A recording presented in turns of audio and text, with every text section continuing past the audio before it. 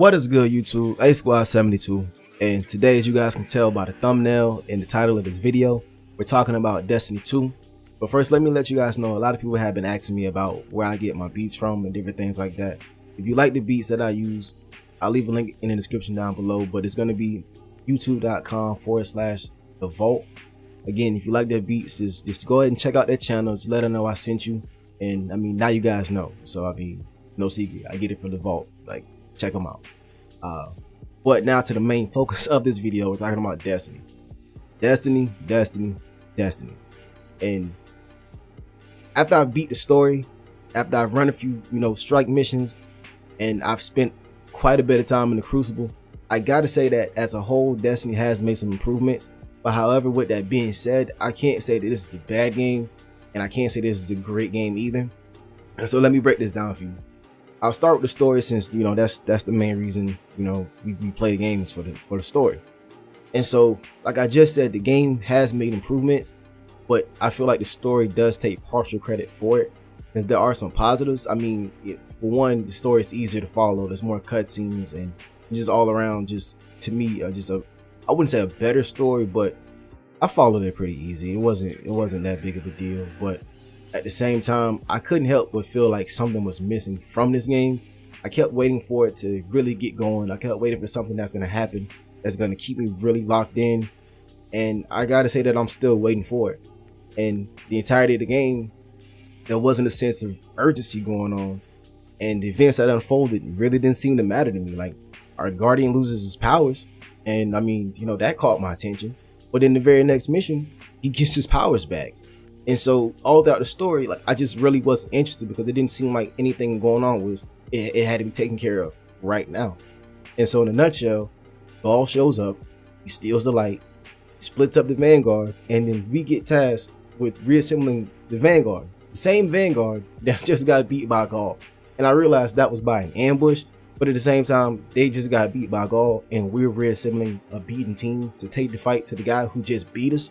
And so I mean I see what they're going for, but it just didn't do it for me. And so what I did like, though, was I did like the new areas. I like the new planets on the different moons, like Titan and different things like that. Those were refreshing to see areas that are larger, just something completely different. And they seem, like I said, they seem larger, they seem more open. But I think that's partially due to the fact that we didn't get our sparrows until later on in the game. So any exploring that you did in the first part of the game is on foot. So these areas do seem a lot larger than what they probably are, because I can't almost guarantee it, but I feel like if I had my sparrow up front, like in the last game, the areas wouldn't seem as big to me, and I just would have been zipping around the maps, doing whatever I needed to do. And so I can see why they did that there. I find that to be a plus. And so what I did like too, in addition to that, is that the new ability for warlocks, I guess. I'm not sure about what it was for the Titans or the Hunters. I'm really not that adept with those characters. I just really like the warlock. But to be able to conjure up an area for the conjure up an area of healing, and then or conjure up an area to deal a damage boost to your weapons, so that'll fit either your play style or to assist your teammates if you play through the game with friends or not. I mean, it's something to help you out. It's just an extra ability, which I thought was kind of nice. With that said, it's the story just, I don't know, it just left much to be desired for me. And so strikes, on the other hand, I spent quite a bit of time doing strikes, and I can't really find a flaw with those. They're there for a reason. They serve their purpose. They drop me in, I shoot stuff, and then I go shoot really big stuff, and then they drop loot. I mean, it's a system that works, and I can't be upset with it. I can't find any flaws in it, and so it works for me.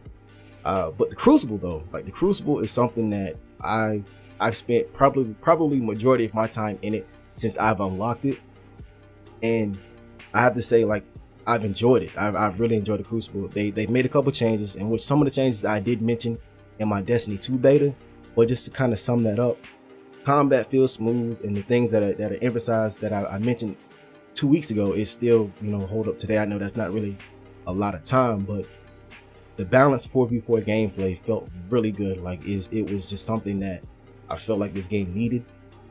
And at the same time, my weapon, I didn't feel like I needed an OP weapon to compete online or against other people. Regardless if my light level was low or not, like I still was able to not only like hold my own, but in a lot of instances carry my team, even though I had a lower light level and my loot and my weapons weren't as good as everybody else's. Also able to contribute to my team, even being a lower light level, which is something that I really like. If you have skills, if you play the objectives, you focus fire and communicate with your team, guys win. I mean, it's a simple formula, and I really like that. Like I feel like that was a major plus. And so the game modes, I really like the new game modes, and it's just something that overall, like I can say, like I said, it's, I wouldn't say bread and butter, but it's just something that I've come to enjoy more so than just strikes or even playing a story or just traversing the different. I'd rather just be in a Crucible. It doesn't feel like a chore anymore. It doesn't feel like I'm wasting my time.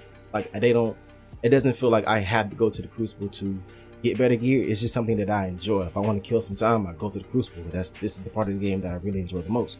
And so I do realize the RNG as far as the loot system with drops, it's still up in the air because it's RNG. I mean, everybody pretty much knows how that works. But it, like I said, it's a much smoother experience. And for the people that I've talked to, they like the Crucible a lot more this go around than they did the previous go around.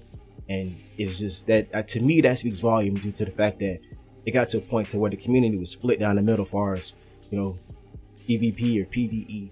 And so that line has been blurred from the people that I've talked to about the game. And so overall, I still kind of have mixed feelings about this game. It's, like I said, it's not great. It's not terrible. If I had to give it a score, if I had to give it like a letter grade, I have to give it a C, just somewhere in the middle.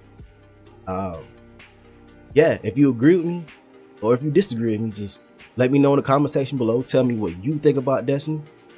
Don't forget to hit the like button, share this video if you hit the like button, and thank you for checking out the video.